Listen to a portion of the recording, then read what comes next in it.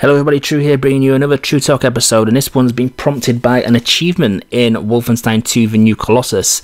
The achievement in question is called Mein Leben. Apologies for German viewers if I've completely murdered your language there. I've not even any clue what it actually means, but what the achievement entails is you have to complete the entire game of Wolfenstein 2, the new Colossus, in one single sitting, without turning your console off, without dying, with no checkpoints. I understand the difficulty of the adversaries is not quite the highest difficulty level, but it is one of the upper tier ones, I believe. But that's kind of like a side issue that doesn't really factor into this discussion, really, because that's not the problem with the achievement. The problem is centering around the one sitting aspect of it. Now, before I begin, this is not crying over spilt milk that, wow, I'm not going to be able to get my achievement, boo-hoo, I'm going to take my bat and ball home. It's not a case of that, but actually that is the reason why this got brought to my attention, because a lot of people are putting the argument forward, and this is not what this discussion is about. So I want to make that perfectly clear.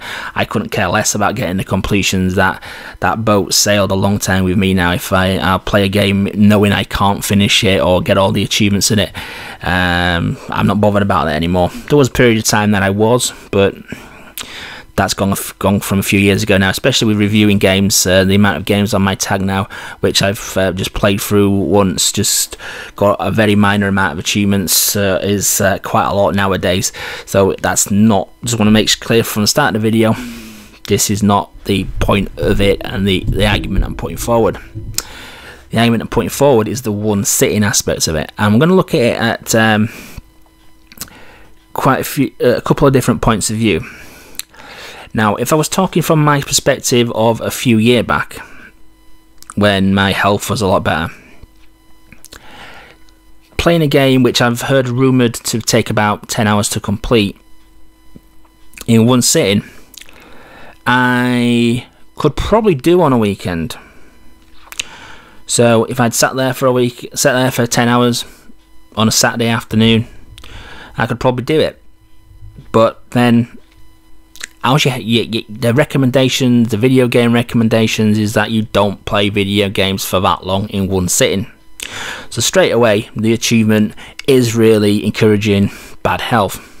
Now, people's lives are very busy, people's lives change, people's life commitments change.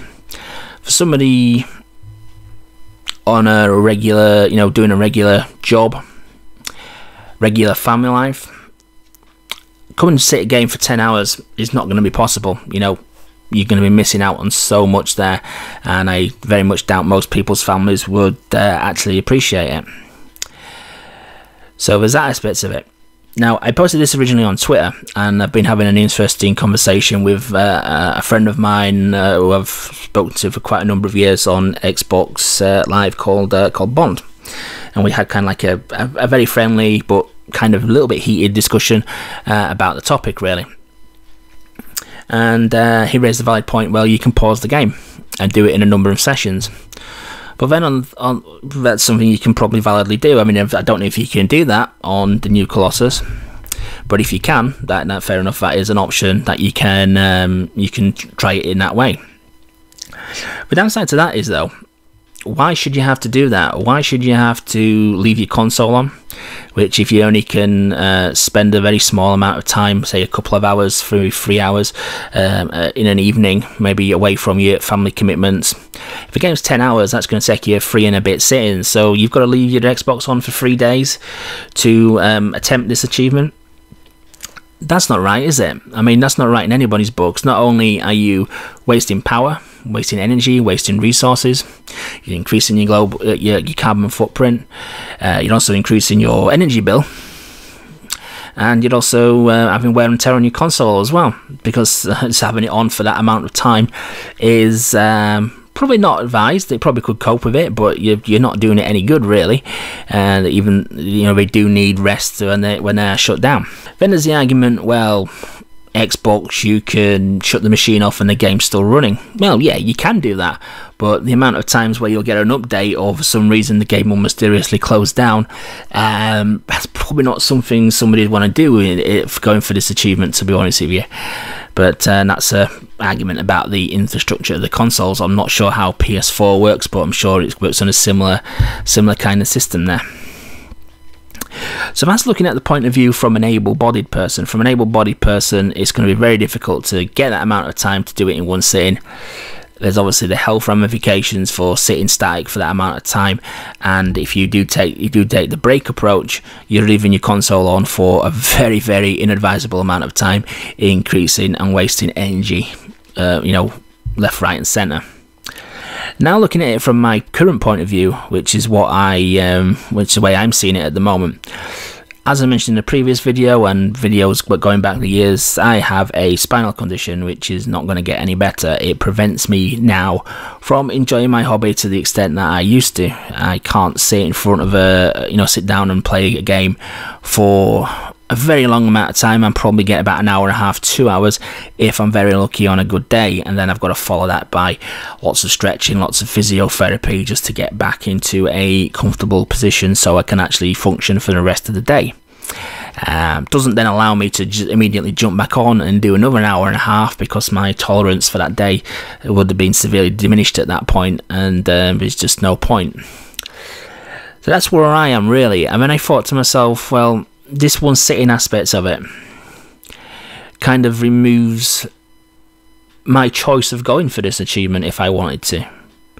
The choice has been made for me. There's no way I can do it. You know what I mean? There's no way I can do that at all, because it's going to put me in a very bad position health-wise, more than a regular person would be. And there's other people who enjoy video gaming, who enjoy unlocking achievements, who are even in a worse position than myself, who may be able to even commit less time per day to enjoying the hobby that they like. And it's a question of why should that choice be removed from us?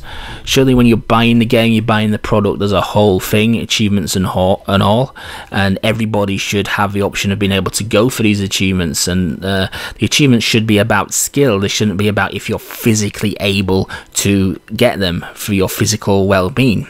And as I say, it's not the difficulty aspect of this achievement. It's not the fact that if you die once, you lose everything. That's fair enough. It's just a simple fact one sitting adds nothing but inconvenience and the impossibility of going for it for disabled people, for people who have a disability, who have an impairment, who cannot physically sit or commit that amount of time to get the achievement. So the difficulty of it is irrelevant in terms of the difficult setting of the game. It's just the one sitting aspect of it is just not practical. Then the discussion on Twitter with Bond digressed into other areas as well, that video games have discriminated for quite some time. Obviously, Dead Rising 1 had a ridiculous achievement for an endurance achievement for surviving in the mall, I think there was 48 and 72 hours, and in real time that was astronomical. It was way more than 10 hours, and yeah, it was wrong back then as well. Wolfenstein is not the first one to do it, it's just the latest one to do it, and it's the latest high profile one to do it, and you think they would know better in this day and age, really. We then went on to the other discussion of other games, which like colour blindness. A lot of people do have colour blindness, and a lot of games discriminate against those people, especially those games that centre around colour. You would imagine that they all have a colourblind option. Unfortunately, they don't. I've reviewed a number of games on this channel which the main mechanic of the game centred around colour. For example, the game Hue and the games Chromagun were heavily centred around colour, and they brilliantly thought of that. They incorporated a colourblind mode. Chromagun, for example, they put symbols on the colours, so you could differentiate between them like that. And I'm not quite sure how Hue did it. I think Hue did it like made the colours like a texture. I'm not entirely sure.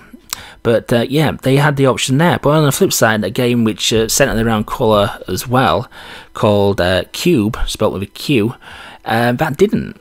You know what I mean? So that made it almost impossible or very, very difficult for a person suffering with colour blindness to actually play.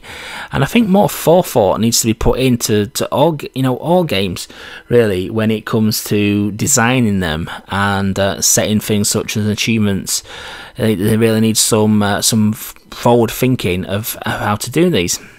So it's a very, very interesting discussion, and I'd like to know what everybody thinks. And as I said at the start of the video, it's not a case of just having a cry about not being able to get to completion. It's about the thing that everybody should have the opportunity to go for these achievements, and making that stipulation of all one sitting removes that option from a lot of people, including myself, because there's no chance in the world I can actually do that in in one sitting. Even if I left my machine on, as I say, I'd have to leave my machine on for almost a week to get that done, and that's providing I did not die. Obviously, if I died in the game, I'd be back doing it again, and you imagine how much of wasted electricity and resources that would be as well. It's just a ridiculous stipulation in it. Remove it, allow it to save, delete your save if if you die. Happy with that. Set the game on high difficult level for all I care. I don't care. It's just the one sitting aspect of it is just totally wrong in this day and age, and there's no place in video gaming. In my opinion, it just discriminates against those who and removes the choice of the players who are not able to go for these achievements just through physical ill health, really. And I'm sure we're in the minority, but that doesn't mean it's not a valid concern. It's not a valid point. We all pay us $60 or whatever the price is in the US, and the £40-50 in the UK to buy the game, and we all should be able to attempt everything the game has to offer. For it to not do so because of, like I say, a silly stipulation which adds only inconvenience and not actual difficulty to getting the achievement, other than, like I say, the actual inconvenience to get it. But anyway, please feel free to join in on the discussion here on the comments section, and also join the Twitter discussion that we've got going on there. Quite happy to carry on the discussion on there, and I have copied in Bethesda, Machine Works, I think it's Machine Works or Machine Games, who developed the game, and also the official Wolfenstein page as well, in the hope of getting an official reply, just to say they're thinking really about it, and get an official response from them. Fingers crossed we get one. I'm not holding out much hope, to be honest with you, but more of you contribute, the more of you join the discussion. And like I say, it's not about crying over not being able to get the completion. It's about being able to have the the possibility to actually go for the achievement. You know what I mean? The one sitting aspect of it removes that from a lot of people and adds no actual difficulty to the achievement. So I hope I've made that. I know I've repeated that quite a lot of times, but that's the crux of the whole issue, really. So I hope you enjoyed this video. I know it's been quite a long one. I hope it makes some sense and it's not just been some incoherent babbling on my part. I have literally done this in one take, so it probably may be. But yeah, I hope you enjoyed it, guys. Looking forward to hearing your thoughts on the matter, and I'll catch you on the next one. Thanks for watching.